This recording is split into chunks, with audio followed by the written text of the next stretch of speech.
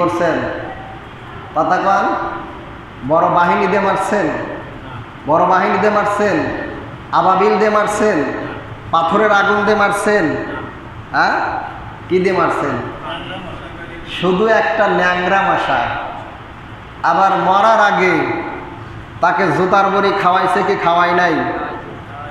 হ্যাঁ খাওয়াইছে। তো এমন সময় আমাদের জাতির পিতা হযরতে ইব্রাহিম খলিলুল্লাহকে আল্লাহ তাআলা পৃথিবীতে আগমন ঘটালেন, যে সময় সবাই নমরুদকে প্রভু বলে। নাউজুবিল্লাহ বলেন।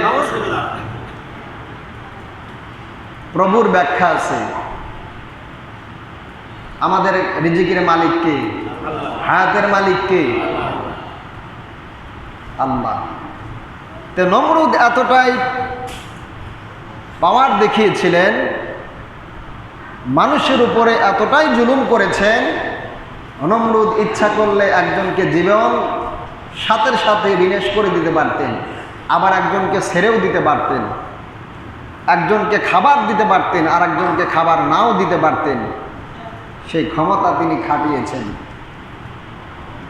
এজন্য নমরুদকে সবাই প্রভু মনে করত। এমনকি আমাদের যে জাতির পিতা ইব্রাহিম খলিলুল্লাহ, তিনার বাবার নাম ছিলেন আজর। বাবার নাম ছিলেন কি? আজর। তিনি একজন মূর্তি পূজারক ছিলেন এবং মূর্তি নিজে হাতে বানাইতেন, সেটাকে আবার বাজারে গিয়ে বিক্রয় করতেন। একজন নবীর পিতার কথা বলতেছি।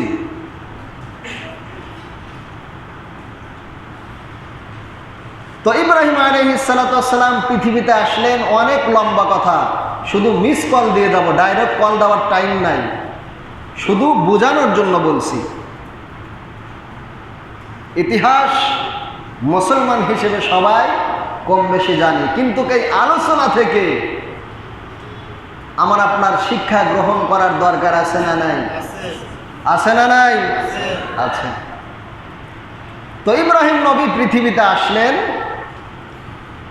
আসার পরে যখন তিনি উপনীত হলেন এমন বয়সে যে বাবার সাথে চলাফেরা করতে পারে। দেখবেন আমরা যখন বাসায় থেকে বের হই, ছেলে হোক মেয়ে হোক, বাবার সাথে দাদুর সাথে ছোট্ট বাচ্চা পিস লাগে কি লাগে না? লাগে। যে বাবা আমি তোমার সাথে কাজ করতে যাব, আমি তোমার সাথে মাঠে যাব, আমি এটা করব সেটা করব, পাস লাগে। তো ইব্রাহিম খলিলুল্লাহ এমন বয়সে উপনীত হয়েছে বাবার সাথে বাজারে যাতায়াত করতে পারে, এরকম একটা বয়সে তিনি উপনীত হয়েছেন। হওয়ার পরে আজর মূর্তিগুলো বানায় নিজ হাতে। আপনারা তো দেখছেন, এই যে ঠাকুর যে বানায়, ঠাকুর বানায় না, এই বাঁশের কঞ্চিগুলো দিয়ে, তারপরে খ্যার নাড়া এগুলো পেঁচায়া মাটি ছেনে মূর্তিগুলো এরকম করে বানায়, তারপরে সুন্দর করে কালারিং করে, রং করে, একরাবে করে জিভে বাইর করে থাকে, কপাল বাইর করে থাকে, পাছার ভিতরে বাঁশ দিয়ে খাড়া করে থই। আছে না নাই? এ কিন্তু বানানোর কথা বলতেছি না, স্বচক্ষে দেখছি সেটা বলছি। তো মূর্তিগুলো বানায়, বাজারে গিয়ে বিক্রয় করে, মূর্তির পূজা করে। তো যিনি নবী হবেন তার মধ্যে আল্লাহর পক্ষ থেকে শক্তি আছে না নাই? ইমানি শক্তি আছে না নাই? নবীরা কি ভয় পায়? ভয় পায় না। যারা হকের উপরে থাকে তারা বাতিলকে কখনো ভয় পায় না, বাতিলের হুমকি দুমকিকে ভয় পায় না, বাতিলের চক্ষু গরমকে ভয় পায় না। কথা কোন ঠিক কিনা? তো ইব্রাহিম খলিলুল্লাহ তার মাকে বলতেছেন, মা আমার প্রভুকে কে আমাকে সৃষ্টি করেছেন? তখন বলতেছেন, তোমার প্রভু আমি। তার মা বলতেছেন, তোমার প্রভু হলো আমি, তোমার প্রভুকে? তাই কেন? তোর বাবা আজর, আজরের প্রভুকে বলতেছে নমরুদ। নমরুদের প্রভুকে, তখন মা সন্তানের মুখটাকে চাপিয়ে ধরছেন, বাবা নমরুদের প্রভুকে, নমরুদের খোদাকে এই কথার জন্য এক নয় দুই নয় ৭০,০০০ সন্তানকে তিনি আগুনের মধ্যে পুড়িয়ে হত্যা করেছেন। কয়জন? কয়জন? ৭০,০০০, ৭০ জন না।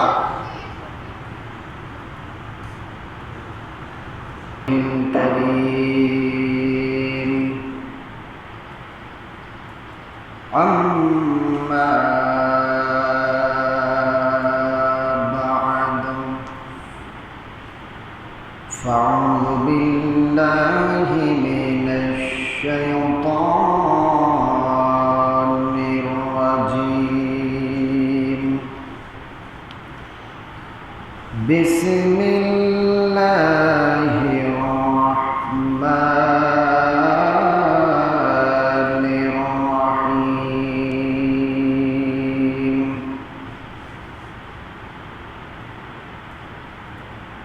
وإذ يرفع إبراهيم القواعد من البيت وإسماعيل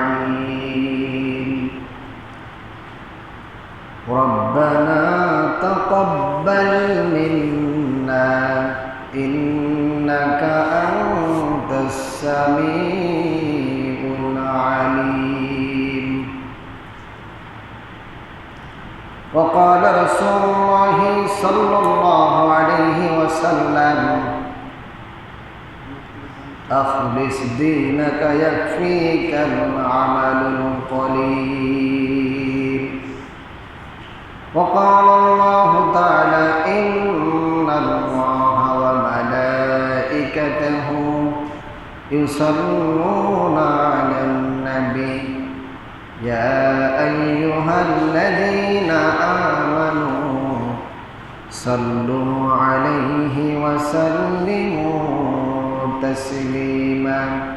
সকলে মুহাব্বতের সঙ্গে দরুদ ইব্রাহিম পড়ি। আল্লাহুম্মা সাল্লি আলা মুহাম্মাদিন ওয়া আলা আলি মুহাম্মাদ কামা সাল্লাইতা আলা ইব্রাহিম ওয়া আলা আলি ইব্রাহিম ইন্নাকা হামিদুম মাজিদ. আল্লাহুম্মা বারিক আলা মুহাম্মাদিন ওয়া আলা আলি মুহাম্মাদ কামা বারাকতা আলা ইব্রাহিম ওয়া আলা আলি ইব্রাহিম ইন্নাকা হামিদুম মাজিদ.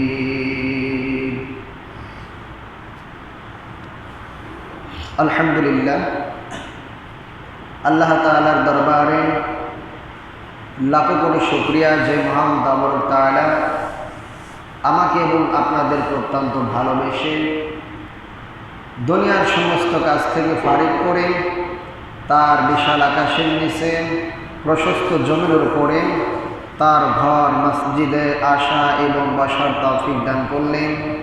এই জন্য সকলে খুশি না বেজার? কম না বেশি? সকলে প্রাণ উজাড় করে আকাশ বাতাসকে মুখরিত করে সেই মহান তাবারক তাআলার শুকরিয়া জ্ঞাপন করছি। আলহামদুলিল্লাহ। আরো জোরে বলি আলহামদুলিল্লাহ। লাখো কোটি দরুদ সেই মহামানবের প্রতি, সেই রাসূলের প্রতি, সেই নেতার প্রতি যে নবীজির আদর্শের মধ্যে রয়েছেন ইহকাল এবং পরকালের মুক্তি।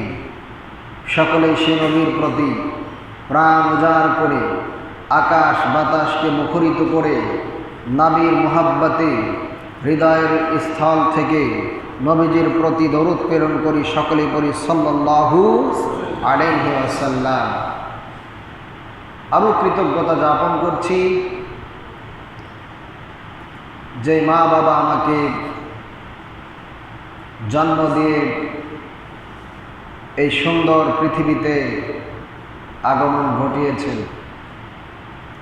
সম্মানিত হাজিরিন, কোরআনুল কারীমের 1 নম্বর পারা 2 নম্বর সূরা সূরাতুল বাকারার 127 নম্বর আয়াতে কারিমা তেলাওয়াত করেছি। রাসূল পাক সাল্লাল্লাহু আলাইহি ওয়াসাল্লামের অসংখ্য অগণিত হাদিসের মধ্য থেকে ছোট্ট একটি হাদিস পাঠ করেছি। ইনশাআল্লাহ তাআলা আপনারা যদি দোয়া করেন, আল্লাহ তাআলা যদি দয়া করে, তাহলে এই আয়াতে কারিমা এবং হাদিসের উপরে কয়েকটি কথা বলবো। আল্লাহ রাব্বুল আলামিন সেই তৌফিক আমাকে দান করুন। সকলে বলে আমিন, আরো জোরে বলে আমিন।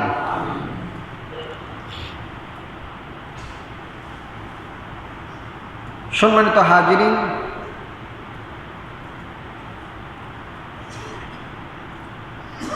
যেইখানে বাতিল, যেইখানে অন্ধকার, অন্ধকারের মধ্যে যদি আলো জ্বালানো হয়, অন্ধকার কি হয়ে যায়? কথা বলেন। ঘরের মধ্যে অন্ধকার, যখন বাতি দেওয়া যায়, অন্ধকার কি হয়ে যায়? বলেন, দূর হয়ে যায়।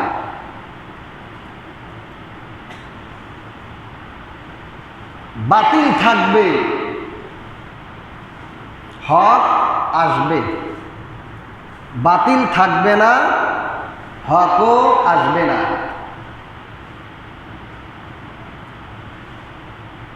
এই জন্য যেখানে অন্ধকার নিমজ্জিত হয়েছে, আল্লাহ পাক রব্বুল আলামিন সেই অন্ধকারকে আলোকিত করার জন্য যুগে যুগে কি প্রেরণ করেছেন? বলেন, রাসূল এবং নবীকে প্রেরণ করেছেন। কিসের জন্য? অন্ধকার থেকে মানুষকে আলোর পথে আনার জন্য আল্লাহ তাআলা এক এক জামানায় এক একজন নবীকে প্রেরণ করেছেন। কথা কোন ঠিক কিনা? নবী আসবে? আসবে? আর রাসূল আসবে? আসবে না। রাসূল বলেছেন, আনা খাতামান নবী লা নবিয়্যা বাদি, আমি শেষ নবী, আমার পরে আর কোন নবী আসবে? আসবে না। রাসূলকে দিয়ে আল্লাহ তাআলা নবুয়তের দপ্তর বন্ধ করে দিয়েছেন, খতম করে দিয়েছেন। একজন নবী আসবে কিয়ামতের আগে। সে নবীর নাম কি? ঈসা আলাইহিস সালাতু ওয়াসসালাম। ঈসা আলাইহিস সালাতু আসসালাম তিনি নবী হয়ে আসবে না, উম্মতি মুহাম্মদ হয়ে আসবে। আল্লাহু আকবার বলেন। নবী হয়ে আসবে না, এই নবীজির উম্মত হয়ে আসবে। আমার আপনার যে মর্যাদা আল্লাহর কাছে, ঈসা আলাইহিস সালাতু ওয়াসসালাম দ্বিতীয়বার যখন পৃথিবীতে তাশরীফ নেবেন, একই মর্যাদা। তখন তিনি নবী থাকবে না, উম্মতি মুহাম্মদ হিসেবে আসবেন। এই জন্য সম্মানিত হাজিরিন, আল্লাহ বলতেছেন, যেখানে বাতিল, সেই বাতিলকে প্রতারিত করার জন্য, বাতিলকে দূর করার জন্য আমি আল্লাহ তাআলা হক সেখানে পাঠিয়ে দেই। যেখানে অন্ধকার আছে, অন্ধকারের মধ্যে যখন আপনি টর্চ লাইট জ্বালাবেন, আলো জ্বালাবেন, অন্ধকার কি হয়ে যাবে? দূর হয়ে যাবে। তো আমাদের যিনি জাতির পিতা, নাম কি? নাম কি? ইব্রাহিম খলিলুল্লাহ, ঈসা রূহুল্লাহ, আদম সফিউল্লাহ, মুহাম্মাদুর রাসূলুল্লাহ। এক একজন নবীকে আল্লাহ এক একটা উপাধি দিয়েছেন। এমনিতেই দিয়েছেন? এমনি দিয়েছেন? আমাকে এখন সবাই মোল্লা বলে, আলেম বলে, হুজুর বলে, যার যার ভাষায়। কিন্তু যদি দীর্ঘ 14-15 বছর লেখাপড়া না করতাম, আমাকে কেউ হুজুর বলতো? যদি রিক্সা চালাইতাম, এই রিক্সাওয়ালা ভাই। যদি কলা বিক্রয় করতাম, কলাওয়ালা ভাই, আমওয়ালা ভাই, জামওয়ালা ভাই, এই উপাধি ধরে আমাদেরকে ডাকতেন।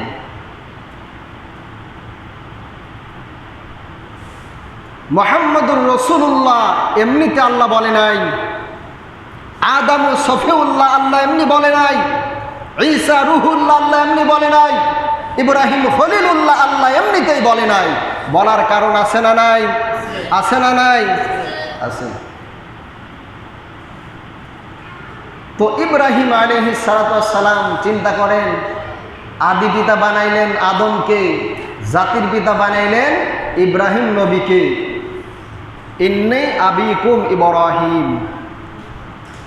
মুসলিম মিল্লাত আদম থেকে নিয়ে শেষ জামানা পর্যন্ত যত মুসলিম আসবে, যত মুসলিম চলে গেছে, যত মুসলিম থাকবে, সকলের পিতার নাম কি? নাম কি? ইব্রাহিম খলিলুল্লাহ। সম্মান কম না বেশি? কারণ আছে না নাই? আছে। তাফসীরের মধ্যে আসছেন আদম আলাইহিস সালাতু ওয়াস সালাম যেই পরিমাণ কান্না করেছেন তার ভুল ছিল কয়টা? কয়টা? জোরে কোন কয়টা? একটা ভুলের কারণে তিনি যেই পরিমাণ কান্না করছেন, সারা পৃথিবীর মানুষের কান্নাকে যদি এক পাল্লায় রাখা হয়, আদম নবীর একদিন পর কান্না যদি এক পাল্লায় রাখা হয়, আদম নবীর কান্নাই আল্লাহর কাছে বেশি গ্রহণযোগ্য। সুবহানাল্লাহ বলেন। আবার ইব্রাহিম নবী যেই পরিমাণ আল্লাহর কাছে আবেগ নিয়ে কান্না করছেন, সারা পৃথিবীর মানুষের কান্নাকে যদি এক পাল্লায় রাখা হয়, ইব্রাহিম নবীজির এক মুহূর্তের কান্নার সম পরিমাণ হবে না। এমনি জাতির পিতা বানাই নাই, এমনি আল্লাহ এত সম্মান দেয় নাই। ইব্রাহিম নবীজিকে 10টা পরীক্ষা আল্লাহ নিছেন। কয়টা পরীক্ষা? আমরা তো একটা পরীক্ষার নাম শুনলেই পায়জামা গরম হয়ে যায়। ইমান তো বাঁচানো দূরের থাক, ইমানের জন্য তিনি আগুনে জাপ পর্যন্ত দিয়েছেন, গ্রেপ্তার হয়েছেন। ইমান বাবা খুব দামি জিনিস। চিন্তা করলাম, মোল্লা হইছি, মসজিদের খতিব হইছি, মসজিদের মুয়াজ্জিম হইছি, মসজিদের খাদেম হইছি, হাজি হইছি, গাজী হইছি, ইমানদার আল্লাহ হয়ে পড়ছি। ইমান অত সহজ জিনিস নয়। জীবনে কয়টা ইমানের পরীক্ষা দিয়েছেন? কয়টা পরীক্ষা দিয়েছেন? আমি আপনি কয়টা পরীক্ষা দিছি? এই জন্য ইব্রাহিম আলাইহিস সালাতু ওয়াস সালামকে যে আল্লাহ জাতির পিতা উপাধি দিলেন, আল্লাহ নিজে খলিল বললেন, কারণ আছে না নাই? আছে। সম্মানিত হাজিরিন, আল্লাহ পাক রব্বুল আলামিন সবচাইতে বেশি নবীকে প্রেরণ করেছেন সিরিয়ার মধ্যে। কোথায়? সিরিয়ায়।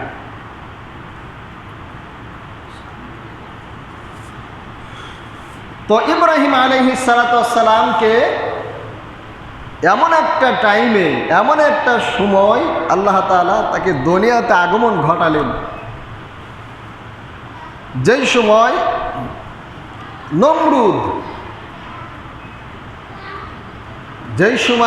নমরুদ হলো বাদশাহ।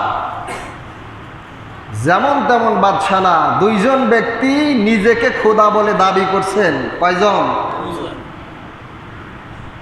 দুইজন। একজন হলো ফিরাউন আর একজন হলো নমরুদ। আমার মনে হয় এরা দুইজন খালাতো ভাই। তাহলে কি পরিমাণ ক্ষমতা পেলে, কি পরিমাণ দুঃসাহস হলে, কতটুকু নিজেকে ব্যাকুপ মনে করলে একজন ব্যক্তি নিজেকে খোদা মনে করতে পারে? 70টা উট। কয়টা উট? 70টা উট। নমরুদের যে গোদামঘর ছিল, সম্পদ ছিল, এই সম্পদগুলো বহন করতেন উট। চাবিগুলো বহন করতেন।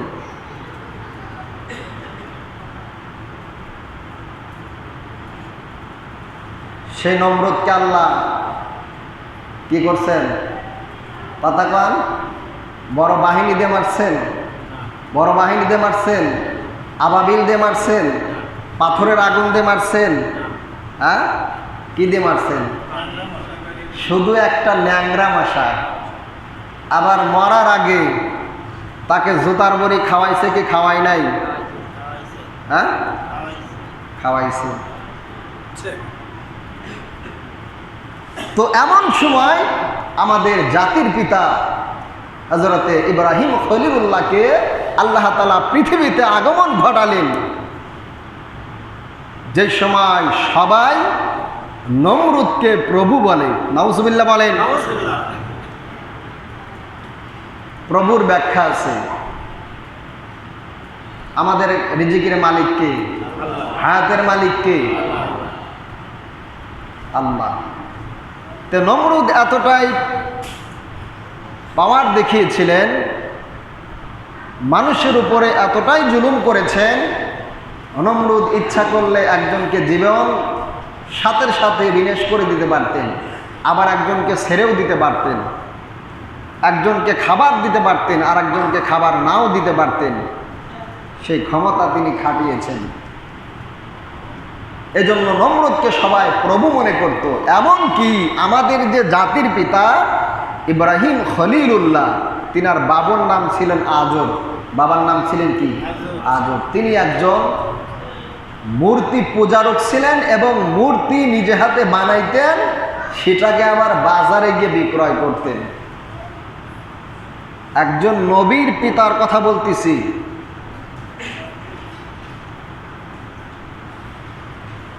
তো ইব্রাহিম আলাইহিস সালাতু ওয়াস সালাম পৃথিবীতে আসলেন, অনেক লম্বা কথা, শুধু মিস কল দিয়ে যাব, ডাইরেক্ট কল দেওয়ার টাইম নাই, শুধু বোঝানোর জন্য বলছি। ইতিহাস মুসলমান হিসেবে সবাই কম বেশি জানি, কিন্তু এই আলোচনা থেকে আমার আপনার শিক্ষা গ্রহণ করার দরকার আছে না নাই? আছে না নাই? আছে।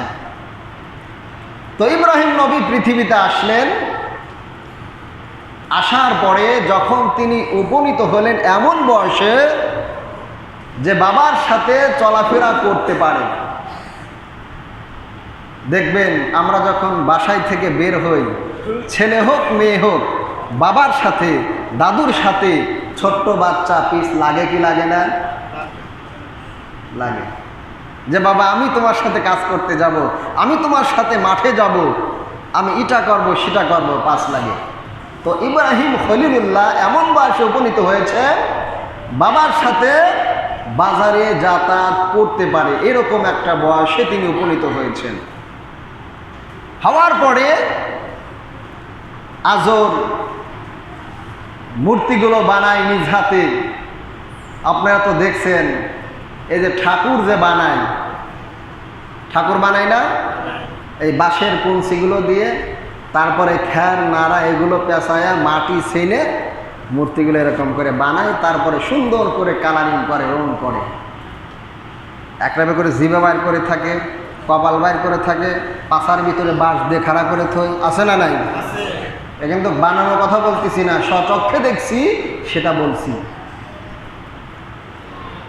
তো মূর্তিগুলো বানায়, বাজারে গিয়ে বিক্রয় করে, মূর্তির পূজা করে। তো যিনি নবী হবেন তার মধ্যে আল্লাহর পক্ষ থেকে শক্তি আছে না নাই? ইমানি শক্তি আছে না নাই? নবীরা কি ভয় পায়? ভয় পায় না। যারা হকের উপরে থাকে তারা বাতিলকে কখনো ভয় পায় না, বাতিলের হুমকি দুমকিকে ভয় পায় না, বাতিলের চক্ষু গরমকে ভয় পায় না। কথা কোন ঠিক কিনা? তো ইব্রাহিম খলিলুল্লাহ তার মাকে বলতেছেন, মা, আমার প্রভুকে কে আমাকে সৃষ্টি করেছেন? তখন বলতেছেন, তোমার প্রভু আমি। তার মা বলতেছেন, তোমার প্রভু হলো আমি, তোমার প্রভুকে? তাই কেন? তোর বাবা আজর, আজরের প্রভুকে? বলতেছে নমরুদ, নমরুদের প্রভুকে। তখন মা সন্তানের মুখটাকে চাপিয়ে ধরছেন, বাবা, নমরুদের প্রভুকে, নমরুদের খোদাকে। এই কথার জন্য এক নয়, দুই নয়, ৭০,০০০ সন্তানকে তিনি আগুনের মধ্যে পুড়িয়ে হত্যা করেছেন। কয়জন? কয়জন? ৭০,০০০, ৭০ জন না।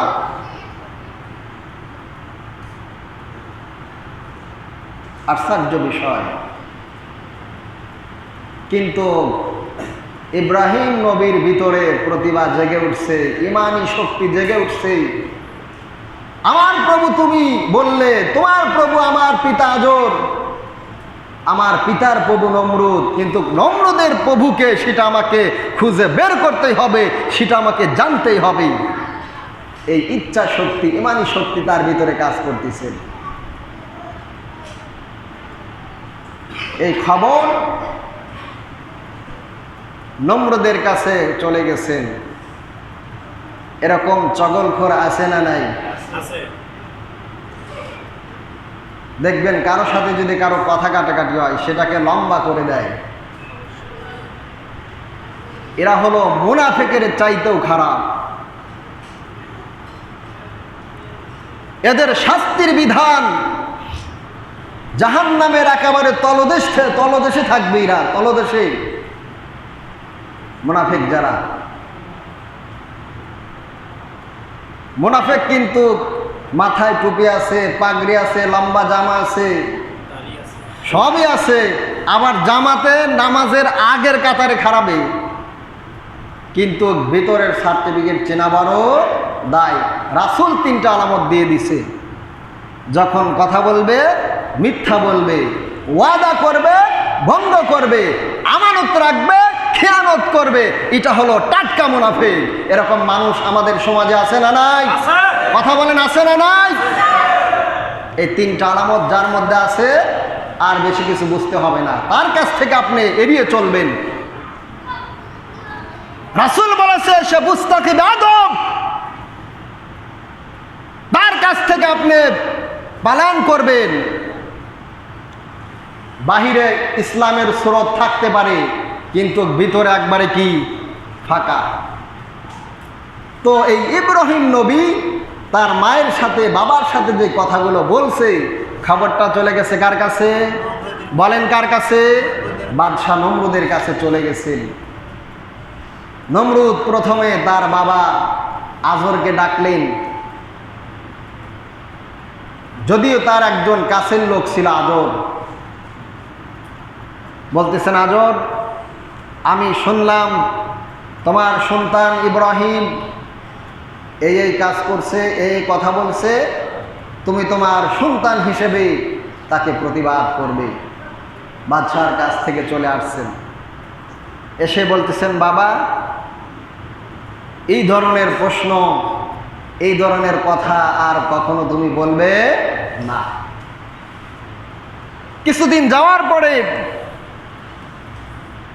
ইব্রাহিম খলিলুল্লাহর পিতা একটু অসুস্থ বোধ করলেন। অসুস্থ বোধ করার পরে পিতা সন্তানকে বলতেছেন, বাবা ইব্রাহিম, আমি যে মূর্তিগুলো বানিয়েছি তুমি একটু বাজারে নিয়ে গিয়ে বিক্রয় করে আসবে। সন্তানকে বাবা অর্ডার করেছেন, ব্যাস মাথায় করে নিয়ে বাজারের দিকে রওনা হয়েছেন। কিছু দূর যাওয়ার পরে তখন তিনি একটু বিশ্রাম নিছেন। দেখেন নালার মধ্যে পানি চলছেন, পানি। তো বলতেছেন, ধুলাবালি পড়ছে, একটু সুন্দর করে ধুয়ে মুছে নিয়ে যায়, একটু গোসল করা নিয়ে যায়। বলেন তো দেখি, মূর্তি বানায় কি দিয়া? কি দিয়া? মাটি রংচং করে। যখন পানির মধ্যে চুবাইছে, ধুইছে, একটার হাত ভেঙে গেছে, একটার মাথা খুলে গেছে, সবগুলোকে বাড়িতে নিয়ে গেছে। বাবা এই অবস্থা কেন? বলে, এদেরকে গোসল করাইছি। আবার নতুন করে রিপ্লে করে আজব সেগুলোকে বাজারে নিয়ে বিক্রয় করছেন। ইব্রাহিম নবী দিনে দিনে বড় হচ্ছেন, ইমানি শক্তি বেড়ে যাচ্ছেন। ইব্রাহিম নবীর প্রভুকে, ইব্রাহিম নবীর আল্লাহকে, আজরের প্রভুকে, তার মায়ের প্রভুকে, নমরুদের প্রভুকে, এটা জানার জন্য তার অন্তরের মধ্যে সবসময় পেরেছানি লেগে আছে। এক পর্যায়ে খবরও নমরুদের কাছে চলে গেছে। যাওয়ার পরে আবার সতর্ক করা হয়েছে। ইব্রাহিম আলাইহিস সালাম ভালো একটা বয়সে উপনীত হলেন, যুবক হয়ে গেলেন। তখন ইব্রাহিম আলাইহিস সালামকে নিয়ে তার পিতা আজর নমরুদের রাজপ্রাসাদে একদিন গেলেন, দেখেন নমরুদ সবাইকে সিজদা করাচ্ছেন এবং নিজেকে প্রভু বলাচ্ছেন। ইব্রাহিম আলাইহিস সালাতু ওয়াস সালাম মাথাকে নত করে নাই, তাকে প্রভু বলেও স্বীকার করে নাই। সেখান থেকে আসার পরে ইব্রাহিম আলাইহিস সালাতু ওয়াস সালাম ঘোষণা করলেন যে আপনি আমার প্রভু হতে পারেন না, যিনি আমাকে সৃষ্টি করেছেন, যিনি আমাকে হায়াত দিয়েছেন, যিনি আমাকে রিজিক দিয়েছেন, তিনি আমার প্রভু। আল্লাহু আকবার বলেন। নমরুদের মাথা ঠান্ডা না গরম? এক হক যখন বাতিলের সামনে কথা বলবে, ইমানি শক্তিতে যখন কথা বলবে, আল্লাহর পক্ষ থেকে যখন কথা বলবে, বাতিল থর থর করে কাঁপবে এবং তার চেহারা পর্যন্ত পাল্টিয়ে যাবে। কথা কোন ঠিক কিনা? নমরুদ যদিও জোরে জোরে কথা বলছেন ইব্রাহিম নবীর কাছে, কিন্তু চেহারা পরিবর্তন হয়ে গেছে। হাজার হাজার মানুষ রাজপ্রাসাদের মধ্যে একটা ব্যক্তি নমরুদের প্রভুকে এই কথা বলার সাহস রাখে নাই। ইব্রাহিম খলিলুল্লাহ বলেছে, তার কম্পন শুরু হয়ে গেছে নমরুদের। পরে গোপন বৈঠক বসছে, কি করা যায়। এক পর্যায়ে তারা পরিকল্পনা করলেন, ইব্রাহিমকে যদি আমরা হত্যা করতে পারি তাহলে আমাদের সিয়ার, আমাদের গদি, আমাদের ক্ষমতা সব টিকে থাকবে।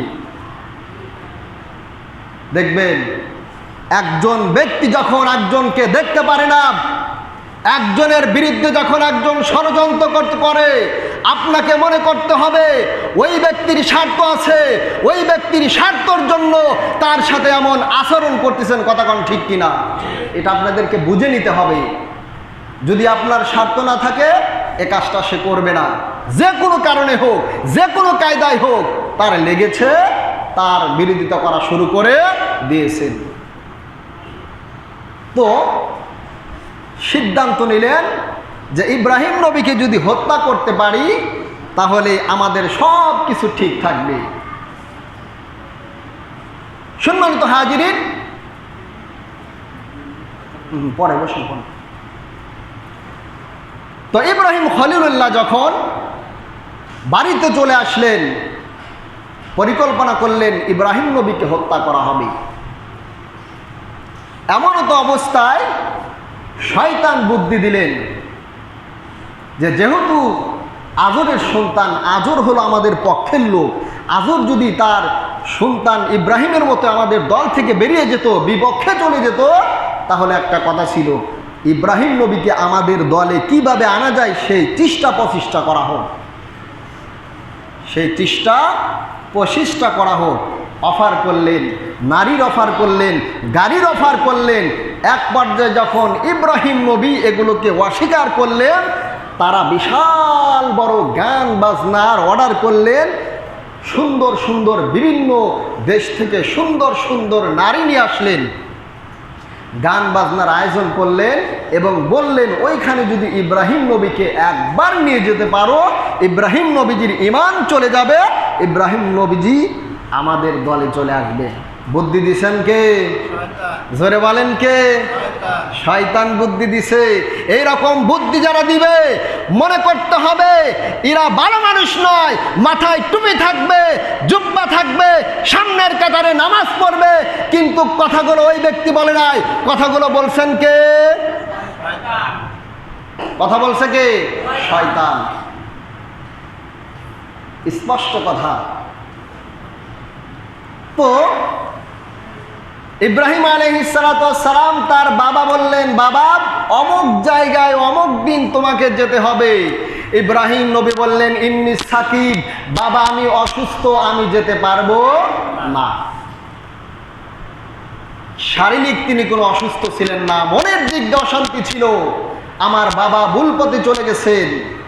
ইব্রাহিম নবী একদিন বললেন, বাবা তোমরা যে মূর্তির পূজা করো, কোরআনের মধ্যে আসছেন, যে মূর্তির পূজা করো তারা তো নিজেরাই নিজেদের উপকার করতে পারে না।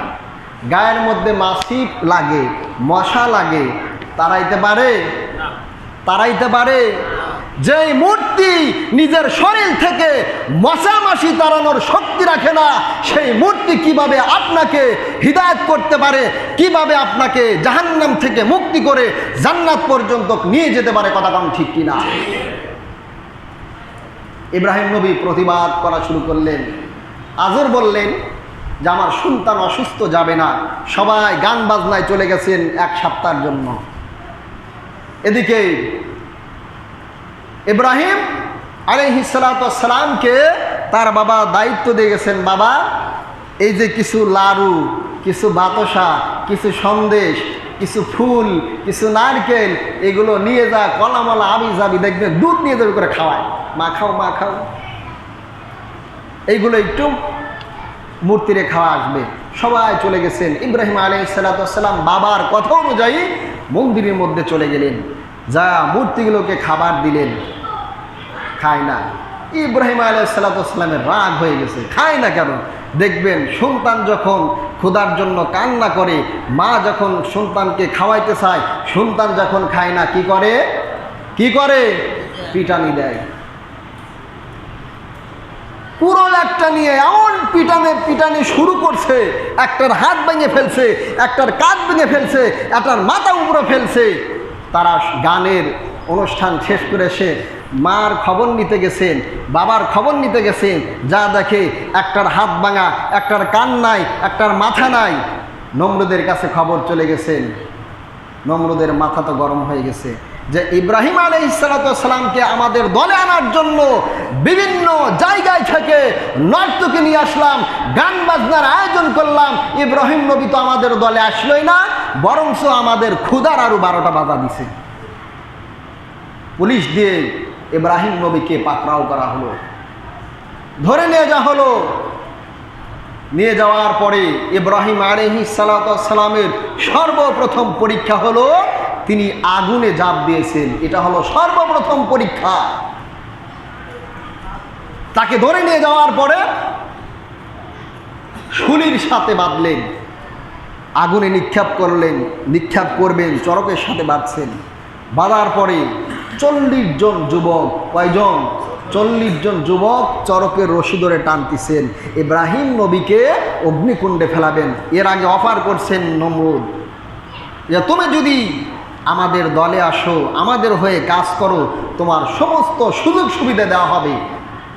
দেখবেন একটা টিমের মধ্যে যদি 3 জন 2 জন ভালো মানুষ থাকে, তাদেরকে দুনিয়ার মোহাব্বত দেখিয়ে, নারী দিয়ে, গাড়ি দিয়ে তাদেরকে অফার করে তাদের দলের মধ্যে নিয়ে যায়। কথা কোন ঠিক কিনা? কিন্তু যে ব্যক্তি আল্লাহকে বিশ্বাস করেছে, রাসূলকে বিশ্বাস করেছে, কিয়ামতের দিনকে বিশ্বাস করেছে, বিন্দু পরিমাণ তার মধ্যে ঈমান থাকার সত্ত্বেও বাতিলের কাছে কখনো সে মাথা নত করে না। কথা কোন ঠিক কিনা? ইব্রাহিম নবীকে আগুনে পোড়ানোর জন্য, শুলির মধ্যে নিক্ষেপ করার জন্য যখন তাকে চরকের মধ্যে বেঁধেছেন, অগ্নিকুণ্ডের মধ্যে চলে যাবে, কিন্তু তিনি কখনো ঈমান ছাড়ে নাই। 1 মুহূর্তের জন্য, 1 মিনিটের জন্য তিনি ঈমান ত্যাগ করে নাই। আমার বন্ধুরা রে, এবার যান গভীর মনোযোগ। ইব্রাহিম খলিলুল্লাহকে ধরে নিয়ে যখন চরকের সাথে বেঁধে ফেললেন, এমন অবস্থায় 40 জন যুবক যখন ওই চরকের রশি ধরে টানে, কিন্তু ওই অগ্নির মধ্যে ইব্রাহিম খলিলুল্লাহকে ফেলানো যায় না। শয়তান মাথায় পাগড়ি বেঁধে, লম্বা জুব্বা পরে নমরুদের কাছে হাজির। কে বলেন? কে? শয়তান। আমার বন্ধুরা রে, এই শয়তান নমরুদকে ডাকতে বলে, হুজুর ইব্রাহিম নবীকে অগ্নিকুণ্ডের মধ্যে নিক্ষেপ করা যাবে না। 40 জন যুবক কেন, 40,000 যুবক যদি, এমনকি সারা পৃথিবী থেকে যদি নওজোয়ান পালনদেরকে এনে এই চরকের রশি ধরে যদি টানা হয়, আর ইব্রাহিমকে যদি আগুনের মধ্যে নিক্ষেপ করতে চান, আপনি পারবেন না। কারণ এই ডান পাশে আল্লাহ রাব্বুল আলামিন ইব্রাহিমের জন্য লক্ষ লক্ষ ফেরেশতায় চরক দিয়ে ধরে রাখছে। নমরুদ ডাক দে বলে, তাহলে কিভাবে তাকে এই অগ্নিকুণ্ডের মধ্যে নিক্ষেপ করতে পারব?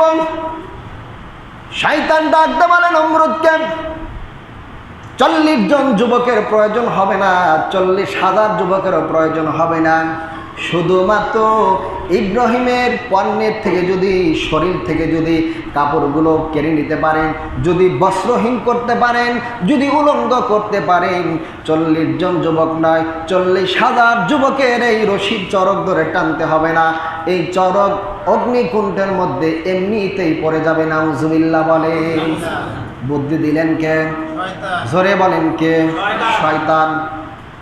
আমার বন্ধুরা রে, নমরুদ ঘোষণা করলেন যে ইব্রাহিম নবীর পণ্যে থেকে বস্ত্রহীন করতে পারবে তাকে মোটা অঙ্কের পারিশ্রমিক দেওয়া হবে, মোটা অঙ্কের অন্নসরঙ্কার দেওয়া হবে। এবার আজর ডাকতে বলে, নেতাজি, ইব্রাহিম আমার সন্তান, ইব্রাহিমকে আমি নিজেই ধরিয়ে দিয়েছি, ইব্রাহিমের জন্য সমস্ত খোঁজ খবর আপনাকে আমি দিয়েছি, এতগুলো কাজ করলাম, আর এই শেষের কাজটা অন্য মানুষ করবে কেন, আমি করি। নাউজুবিল্লাহ কন। আজরের সন্তান কিন্তু ইব্রাহিম। যখন ইব্রাহিম নবী উলঙ্গ করার জন্য, বস্ত্রহীন করার জন্য যখন পায়জামার ফিতে ধরে টান দিছে, ইব্রাহিম নবী দু চোখের পানি ছেড়ে দিয়ে কান্না করে বলতেছেন, বাবা আমি কোনোদিন তোমাকে বাবা বলে ডাকবো না, আমি এখানে থাকবো না, এত বড় ক্ষতি, এত বড় সর্বনাশ আপনি আমার জন্য করবেন না, আপনি আমাকে মাফ করে দেন। কিন্তু আজর কোনো কথা শুনে নাই। এমন তো অবস্থায় জিবরাইল এসে ইব্রাহিম নবীকে বলতেছেন, আপনি আমার কাছে সাহায্য চান, আল্লাহ ইমানি পরীক্ষা নিচ্ছেন, আমি আপনাকে অগ্নিকুণ্ড থেকে মুক্তি দান করব। ইব্রাহিম নবী বলে, আমি তোমার কথায় তোমার কাছে সাহায্য চাইব না, আমি যেই মাবুদের জন্য এই অগ্নিকুণ্ডের মধ্যে ঝাঁপ দেওয়ার জন্য প্রস্তুত আছি, আমি তার কাছেই সাহায্য চাই, আর তিনিই আমাকে সাহায্য করবেন। আল্লাহু আকবার। বর্ণনায় আসছেন আজর ইব্রাহিম নবীর কোনো কথা শোনে নাই। যখন পণ্যের পায়জামার ফিতা ধরে টান দিছেন, আল্লাহ পাক রব্বুল আলামিন জিব্রাইলকে অর্ডার করলেন, জিব্রাইল আমার যেই বন্ধু, আমার যেই খলিল, আমি আল্লাহকে ভোলে নাই, জীবনের শেষ মুহূর্ত পর্যন্ত আমাকে ভোলে নাই, জান্নাতের ভিতর থেকে জুব্বা লইয়া আমার বন্ধুর কাছে চলে যাও। যখনই চরক নিচে পড়ে গেছে, জিব্রাইল জুব্বা নিয়ে হাজির। ইব্রাহিম আলাইহিস সালাতু ওয়াস সালাম অগ্নিকুণ্ডের মধ্যে বসে একদিন নয়, 2 দিন নয়, 40 দিন পর্যন্ত জান্নাতি ফলগুলো খেয়েছেন। আল্লাহু আকবার। 40 দিন ভরে শুধু আগুন জ্বলছে। কয়দিন? 40 দিন আগুন জ্বলছে। জান্নাতি ফল মূল সব কিছু জান্নাত থেকে অগ্নির মধ্যে চলে গেছে। আল্লাহ জিব্রাইলকে বলেন, আমার বন্ধু 40 দিন সেখানে বসে থাকবে কেন? জান্নাতের ভিতর থেকে বিছানা নিয়ে যাও, জান্নাতের ভিতর থেকে বিছানা পর্যন্ত নিয়ে যাওয়া হয়েছে।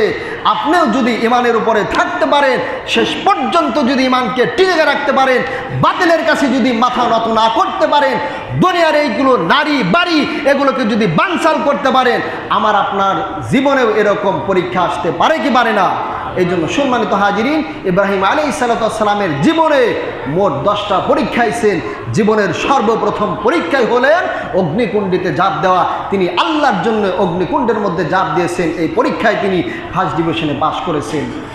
ইনশাআল্লাহ আগামী জুমাতে বাকি 9টা পরীক্ষার আলোচনা আমরা করব। যে কথাগুলো বললাম, আল্লাহ পাক রব্বুল আলামিন এই কথা থেকে আমাদেরকে শিক্ষা নিয়ে বাকি জীবন আমল করার তৌফিক দান করুন। সকলে বলে আমিন।